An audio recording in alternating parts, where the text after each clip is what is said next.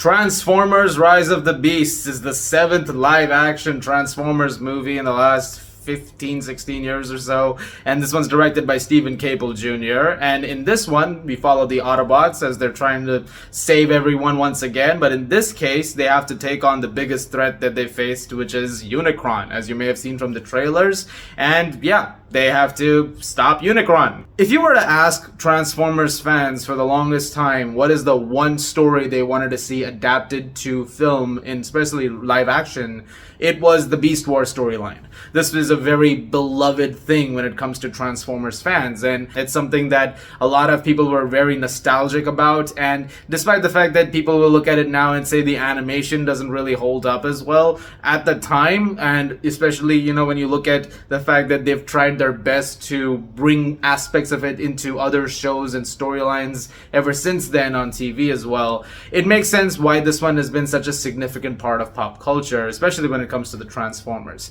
The track record with live action Transformers movies has always been a bit of a coin toss, because I can think of 3 of them that people liked up until now. The first one, Bumblebee, and to a degree, Dark of the Moon. But then Revenge of the Fallen, Age of Extinction, The Last Knight, not as many fans. And so this was sort of a tiebreaker movie. Like, this is the one that skews into, are there more, you know, fun Transformers movies or less so? And I can honestly say this is maybe my 3rd favorite one. I would say the first Michael Bay movie and Bumblebee are still among the best ones. I think Bumblebee is still my favorite movie.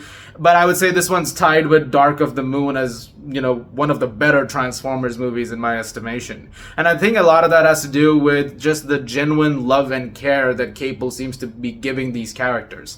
There's somewhat of a, you know, humanizing to them in this particular one, more so than the other ones. This is also the movie that I've seen give the most time to Transformers themselves in a Transformers movie. Like, there are so many robots in this, and they're the main characters. Like, you have some human characters, I'll get to them in a second, but this one is, for instance, this is Optimus Prime's movie. I don't think Optimus has had the kind of screen time that he has in this one in any of the other Transformers movies before. He is in this one very prominently. And Peter Cullen, God bless his soul, he is still killing it. He's been doing this for almost 40 years, and still, he's just, it's like the first time. Let's talk about the human characters, because this is something that often gets a lot of maligned, you know, responses from people. This is the one thing that always is like, oh, humans, we don't really like human characters in Transformers movies. They gotta go. And I can understand that being a common criticism. It was even mine for a while.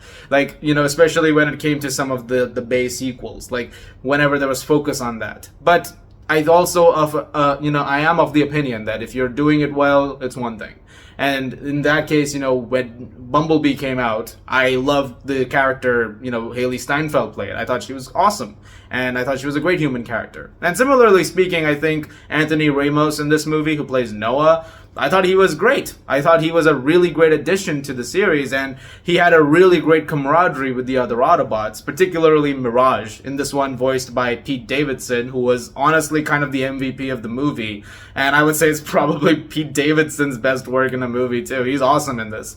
And so the two of them eventually have this, you know, friendship that's formed, which is, you know, very protective, brotherly like, and I thought they did a really great job with that. And there's also a girl named Elena, played by Dominic Fishback, and I thought she was really great as well. I think both of them added some value to the movie in terms of also Optimus realizing what he needs to be as a leader, you know, because he's trying to figure out how to sort of, you know, coordinate with other human beings. The Maximals are also really cool, although the one thing I will say is I wish we got some more time with them. Like, you don't get Optimus Primal really until much later, but, you know, it's not like the Dinobots in Age of Extinction situation. It's a lot more than that. But still, I thought they were really cool, and you've got some great stuff going on over there as well when it comes to, you know, realizing those characters. The two that you mostly spend time with are Primal and Air Razor, in this one voiced by Michelle Yeoh, and Primal, Ron Perlman, was really, really cool. I think there's some like great stuff over there, and the stuff with the terror cons, because they have that, that villainous presence throughout, led by Peter Dinklage as Scourge. I thought they were pretty cool as well. Also, this may be reading into it, but is Scourge supposed to be the biggest MF Doom fan in the universe? Because I swear to God, his face design looks like MF Doom. And I feel like this goes without saying, but from a technical standpoint, this movie is A+ across the board. It looks fantastic. The visual effects are awesome. There's one thing at like very early on in the movie, which is this environment background sort of thing. It didn't look as great. Like that, you could be like, that doesn't look fully done. That's it.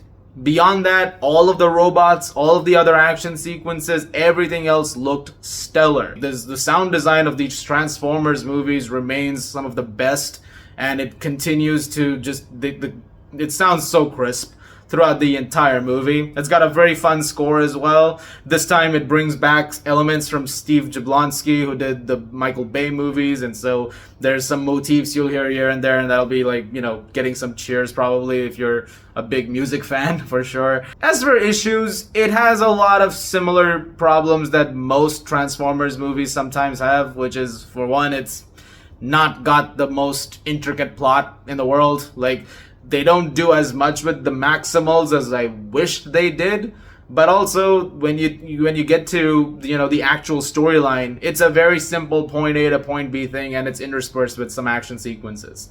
That's about it. But beyond that, you don't really get too much more when it comes to certain things. There's also some things that they bring up regarding the characters that they don't really delve into as much as they could have, and so that leads to some missed opportunities, I would say. Like, there's two things that I can think of. I can't say what they are because spoilers. But there's at least two things where I thought, that would have been an interesting thing to, go back to. But you didn't really do anything with that. And there's another thing that comes up while they're on this journey pertaining to what they're looking for that I thought could have been played up in some way, but it isn't really doing that. I thought they were at one point with something, but then that also doesn't really see its way to the end. Again, at the end of the day, a Transformers movie, when I go into one, I'm expecting a few things, and if I get those things and I walk out of the movie saying I got that and I was pretty satisfied with it, then I think we have a winner on our hands. I think this is definitely one of the better outings. I think there's a lot of care given to the characters, which really helps it. It's very fun. It's very entertaining throughout. And I would say go check it out. And I'm looking forward to hearing your thoughts on it. And as for me, I'm going to give it a 7.5 out of 10. It's very entertaining. I mean, again, if you're a fan of Transformers and if you want certain things out of it, then you're probably going to be very pleased with it. I mean, I am curious what Beast Wars fans are going to say, because there's not a ton of Beast Wars in it, as much as you probably would want. But the stuff that in it is cool. It's definitely entertaining. Guys, thank you very much for watching. Look forward to more videos very, very soon. As always, if you like this, please do subscribe. Hit that button right there below. And I'll see you guys at the movies.